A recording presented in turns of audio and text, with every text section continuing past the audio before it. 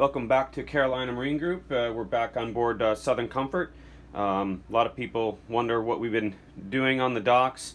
We've been trying to update and renovate Southern Comfort as much as we can during the little time that we don't have guests on board. So just about finished installing all the new teak flooring. It's coming along pretty well.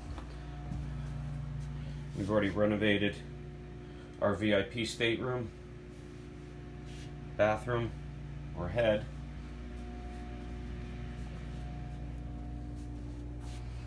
All new teak flooring in here. Double beds.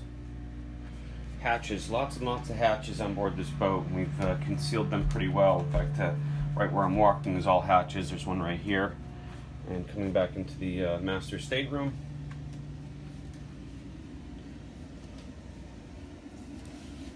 Done in here.